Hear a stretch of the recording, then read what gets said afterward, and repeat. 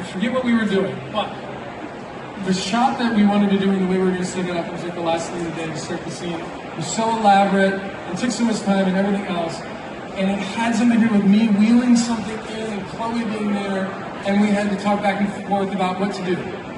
And we set up this shot, we did the rehearsal, and during the rehearsal, because I'm thinking about everything, I'm reading what they call sides, which is like a miniature version of the script, so I can sort of focus on all four things at once, you know what I mean?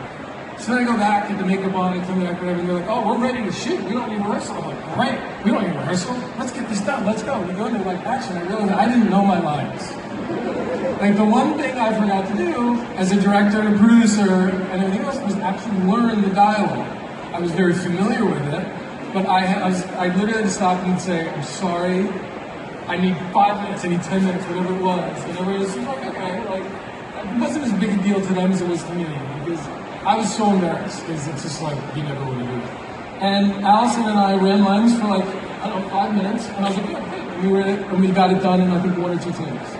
But it's very embarrassing. It's like showing up to work with your clothes off. Like, and you didn't realize it until you got there.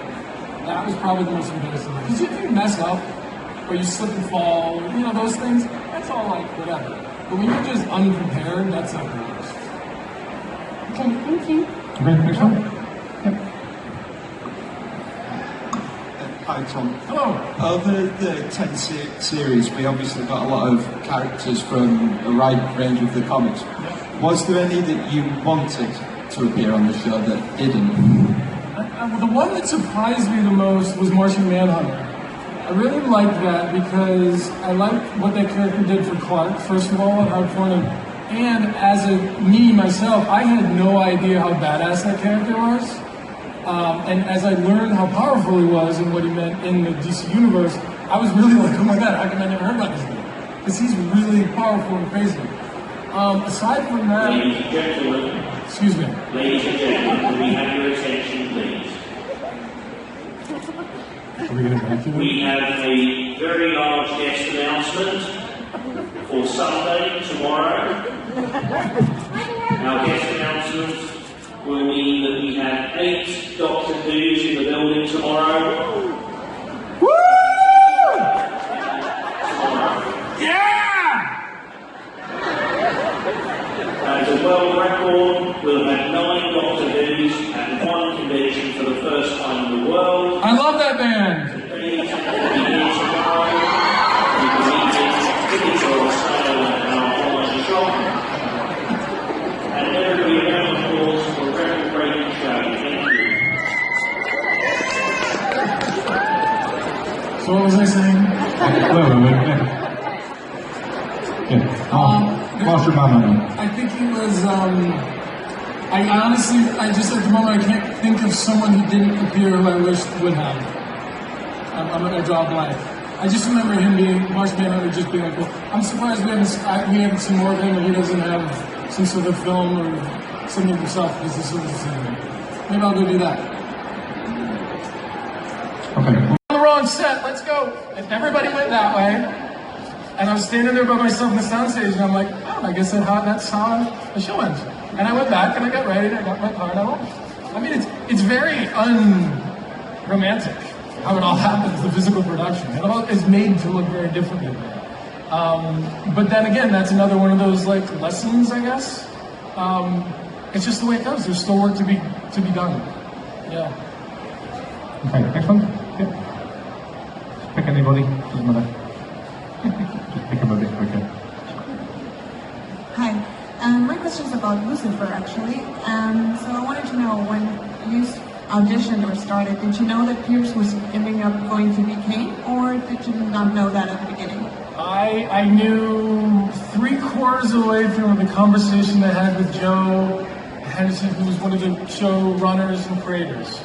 I knew the call that I got was like, do you know the show Lucifer? And I was like, yeah, I watch it. Like, I've seen every episode of it. I'm a big fan of the show. And they'd like you to do an arc on it. I said, what's it about? And they said, well, one of the creators wants to talk to you because he needs to describe it to you. And I was like, okay. And so we spent the first 15 minutes with Joe talking to me about Smallville, because he watched every episode of Smallville. He was like totally into Smallville. He wrote a spec script for Smallville. He wanted to be a writer in Smallville. never got the job, which was hilarious.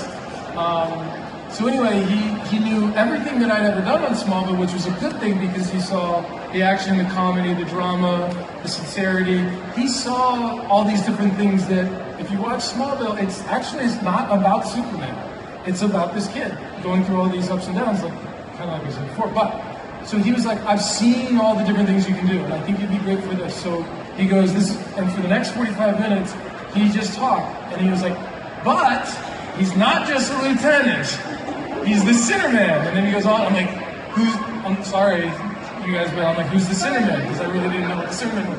I'm like, oh, that's cool, but he's not the Sinnerman. He's Kane. So it was like one of these things that I was like, this is dope. Over the course of the season, this character takes so many ups and downs that I was like, this is going to be a great, fun character to play, and hopefully it was a surprise. One of the funny things was, at the beginning, was that Pierce was so boring that it was like, I remember like people being like, dude, like, what are you doing? Like, do you not know your lines? Like, you're saying these lines like they don't mean anything.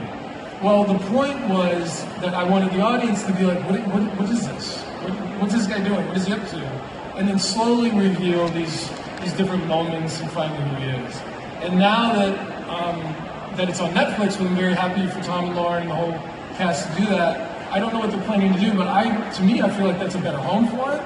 I feel like they can really sort of get into the nitty-gritty of that show, because they're a lot of fun to work with, and I know that Lauren and Tom, they have more to give to those characters, and I think they were allowed to before, so looking forward to it. You did a great job, it was really awesome. Thank you.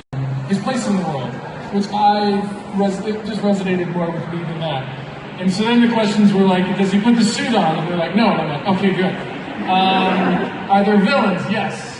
Are they flying around? No, they're grounded. Like, they're just trying to ground it. It's really a story about a kid who's just trying to grow up and discover who he is. So after that, it was very quick. I think I went in twice as far as auditioning, and then I had the role. Kristen was actually cast before I was. So when I went in and read for the role, she was already there, and I walked in the room and I was like, oh, okay. These guys aren't messing around. Because she's beautiful and she's a great actress, so there's that. So if it did involve flying around and all that kind of thing, would you have thought about it twice? I don't think so, because in my mind, the idea, like, okay, so this is a funny thing that I hope you guys understand. I get a lot of times the question, I got it at least 40 times today. People come to the table and they go, are you mad you didn't put the suit on? And my answer is no, because the show to me was not about that. It wasn't about flying around in a suit and a cape. It was everything in front of that. And I always ask the people back, I go, do you want to wear the suit? And they'll go, yeah, I really do. So I understand that people want to wear the suit. But for that character, I think it just would not have been what the show was about. And they wanted in season 4, and they wrote a script that's like, and Clark puts the suit on. And I'm like, hey guys, it's in my contract actually that they can't do. And it's forced us to, I think, concentrate on story and develop the characters better and great relationships that allowed us to last 10 years, I think. And it wasn't just me, it was the collective group. Okay, so I'm sure you guys have got plenty of questions, so stick your hands up in the air and, yeah, start at the front, shall we, and work our way back. Hi Tom, how's it Hi, going? We met you yesterday, lovely man. Being in the room with someone like that, it wasn't very hard for me to feel the Dr. Swan energy, if you know what I mean. I was very much moved by it. But he was a great guy. He actually said to me, he said, I'm really glad that they chose you to play the next Superman. And I was like, no, they didn't. And he goes, what do you mean? I'm like, no, I'm not doing it. He's like, why not? I mean, that's exactly how I did say, no, they didn't. I know I didn't say that. And then he was like, well, why not? I said, well, because then they have to shut Smallville down for a year and blah, blah, blah. And he was like, oh, okay, because you did say you'd be a great Superman. And that was a great, like, what an honor to have him say that. So it was a very memorable experience. Thank you. Cheers, thanks. Okay, one more from over? Well, loads more, but yeah. How's it going, Tom? What? Tom. Hi. Hey. Tom, if you were like presented with a script, a really well-read script to play Jor-El in Supergirl, what would you say? The Supergirl television series? Yeah. I think that's a great show. I think from a tonal, this is all